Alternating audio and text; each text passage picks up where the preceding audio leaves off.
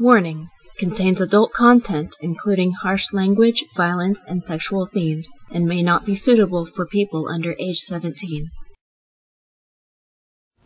Kodo stared at the flickering candle. What did he want more than anything?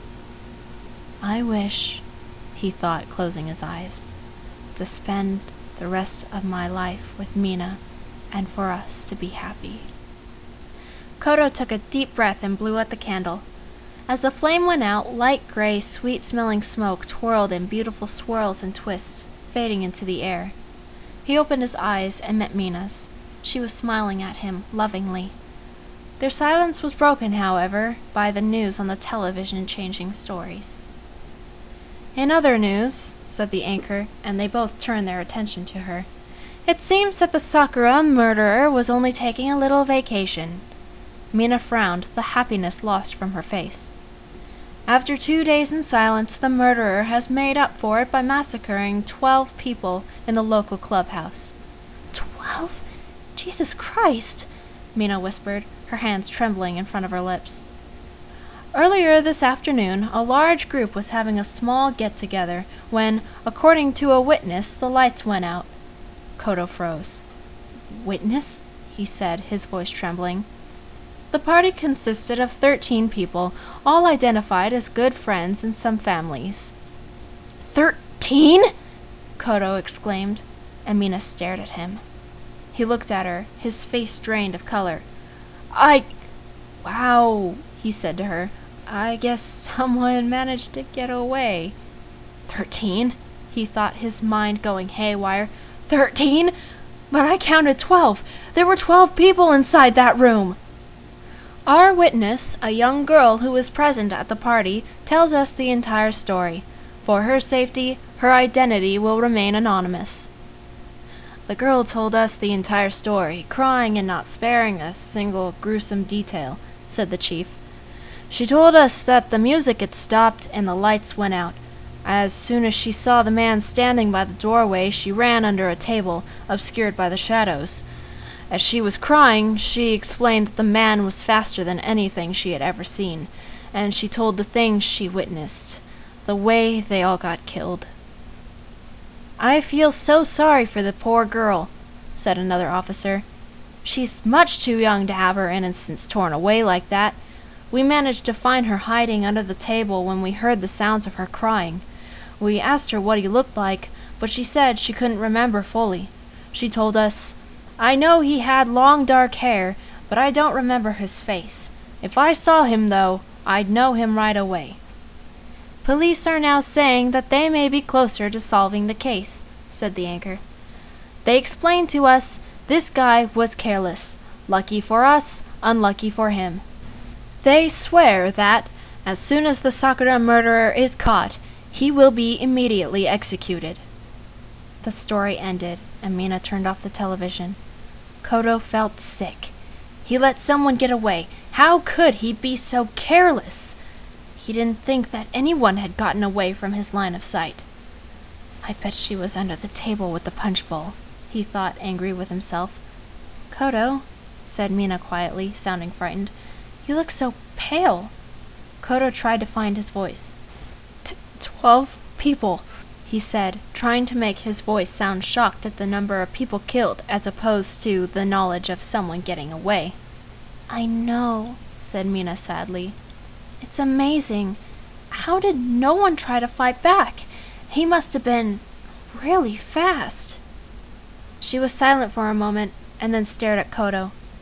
This will sound crazy, she said, sounding hesitant, but do you think this guy is human? What do you mean? He asked a little more sharply than he meant. I mean, what if he's some sort of monster or alien? She shook her head. Never mind, that's stupid. Yes, it is, you moronic girl, growled the voice in his head. Kodo remained silent, staring at the cake. He wished he could just be blown out like the flame on the candle. He wished it wasn't his birthday. I'm going to bed, he croaked, standing. Mina frowned up at him. What about the cake? She asked, sounding hurt. Save it, said Kodo. And I thought you wanted to. I'm not in the mood anymore. He leaned against the wall, feeling a lump in his throat, his stomach twisting uncomfortably into knots. I'm sorry. I just want to sleep. It was only 6 o'clock in the evening, and he wasn't tired, but he wanted to be left alone. He entered the bedroom and lay on the bed, closing his eyes tightly. Tiny lights flashed at him behind his eyelids. He laid there, awake for hours, arguing to himself in his mind with the triumphant voice he heard so often. "You meant for this to happen from the start, didn't you?" he asked it. The voice laughed gently. "Not at all," it said calmly. "I meant for you to kill anyone and everyone. No one deserves to live, not even your precious Mina." Kodo clenched his teeth. "You're wrong," he thought. "She does deserve to live. She's the best thing that's ever happened to me." The voice laughed again. "Whatever you say, but you know you'll have to be more careful from now on." Later in the night, he heard Mina come in and felt her lay in the bed next to him. She gently kissed him on the cheek and turned on her side, falling asleep. Kodo cried himself silently to sleep within the next hour. He was gently being nudged awake by soft, warm hands on his shoulder. He opened his eyes, seeing Mina smiling at him. "Good morning, sleepyhead," she said softly. Kodo rubbed his head, sitting up. "What time is it?" he asked in a groggy voice. "Almost noon," she answered, and Kodo jumped. "Don't you need to go to work?" he asked urgently. Mina smiled more. "I finally got the day off," she replied. "They said I've been working so hard, and what with the recent death of my best friend, my boss decided I needed a well-deserved break." Kodo suddenly pulled her into his arms, hugging her tightly. "Kodo?" "I can spend the entire day with you," he said softly. As long as he had her around, he didn't need to go out and kill anyone. Mina blushed and gently pulled from him. "I've been thinking," she said with a smile. "Since yesterday was your birthday, and you've basically been wearing the same clothes for months, let's go shopping for some new ones." Kodo's face fell, a little panic-stricken. "Do you think it's a good idea for me to walk around?" "Why wouldn't it be?" asked Mina, raising her eyebrows. "I am afraid someone will recognize me." He paused, but hurried on, "as the homeless kid I once was." "No, they won't," said Mina with a laugh. "You're all clean and nice. They'll have no idea." Kodo had a bad feeling about going out in public, but he knew he had no better excuse to tell her. He pulled a shirt on, and they left to the market plaza together. This town had some of the nicest shopping centers, almost as nice as Tokyo's. Mina led him to a large shopping mall, telling him it was one of her favorites. "I haven't been here for a long time because rent takes away all my money," she said to him as they walked. "But I just got a raise from my hard work, so I'm going to spend it on you." "Mina," Kodo whispered to her, his eyes darting around, feeling anxious. "I think you should spend it on yourself." "I have plenty of things. You need clothes." There was no point in arguing. She judged which stores to go into by the way Kodo usually wore his old torn-up jeans and jacket. "You like black, right? I know this great shop over here." They went into a store that was made for teenagers and young adults who like to dress a little out of the ordinary. A lot of the clothing styles were inspired by Western or European culture. There were many people in the store. Girls with hot pink hair and lip piercings, a short girl wearing a blue bunny hat and a frilly dress, and wearing a beaded lanyard with a bunch of anime character plushies hanging off of it, and a group of guys wearing tight plaid jeans and torn vests with patches badly sewn to them. Mina helped him pick out grungy black clothes, watching his eyes carefully to see if they brightened when he saw something he liked. Once they were finished, they were carrying bags, and Mina was starting to tell him about another store, when something distracted him. He kept walking next to her, but he was staring at a group of people holding signs. They all said about the same thing. "We support the Sakura murderer." He was astounded by them, watching as passers-by glared and yelled in their direction. How could they? No, why would they support a murderer? Suddenly, Koto collided with a small mass, and he blinked, stepping back. He looked down to see a girl of about 11, her short black hair pulled up into little pigtails, wearing a pink dress and sporting a purple digital camera hanging from her neck. He was about to apologize when her face went pale and her eyes widened in horror. Koto was a little perplexed as they stared at each other. Just then, the girl took her camera and snapped a picture of him, running away as fast as she could. He stared after her, feeling confused. Mina had been watching the entire thing. "What was that about?" she asked him, holding his forearm. "Why did that little girl take a picture of you? Did you know her?"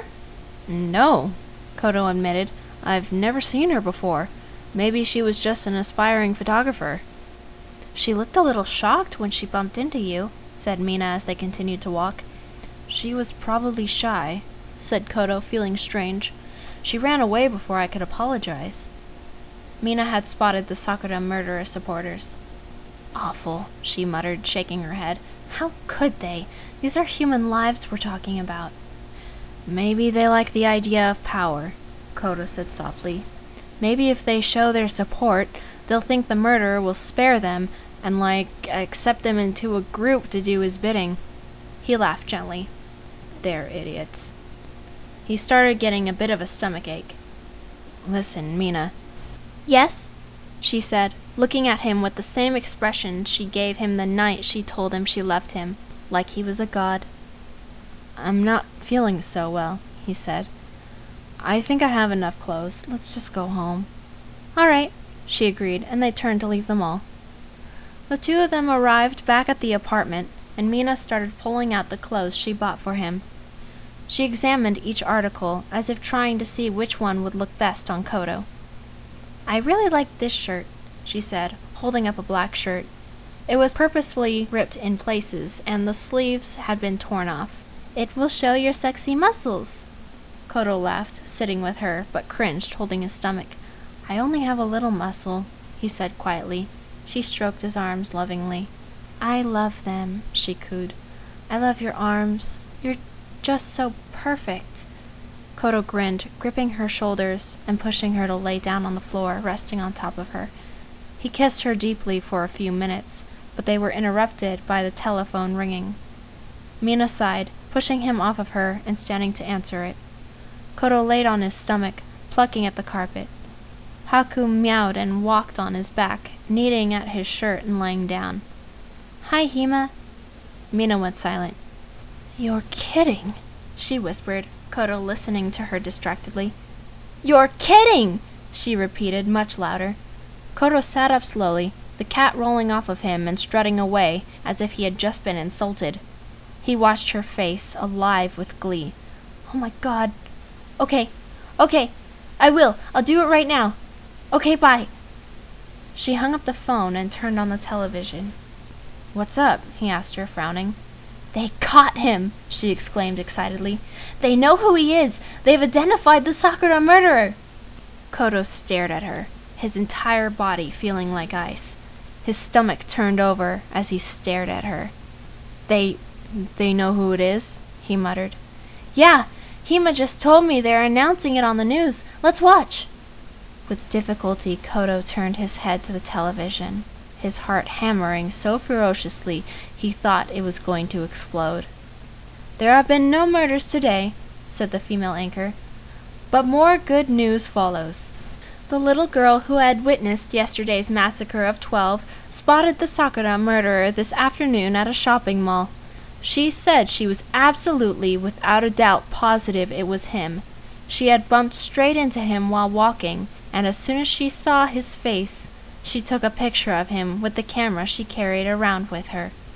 When we interviewed her yesterday," said a policeman, "she told us she would carry a camera with her in case she ever saw him again. Who knew she'd find him this soon, casually walking around the mall like a normal person?" Koto stole a glance at Mina, who was staring at him, her lips parted. "Koto," she mumbled, but the story carried on. "The murderer has been identified." A picture of Koto appeared on the screen, as Koto Sakura, the son of the Sakura family that went missing after his family's death 3 years ago. We have concluded that Kodo Sakura killed his family and then faked his own death to make us think he had been killed, said the chief of police. He has been mercilessly killing families ever since, never leaving any clues or trails. He's been smart up until now, but we've got him, goddammit, we've got him! If you have any information on the whereabouts of Kodo Sakura, said the anchor, concluding the story, please call your local police station immediately. Keep calm and don't make yourself obvious. Until capture, Sakura is just as dangerous as he was before. Mina turned the television off.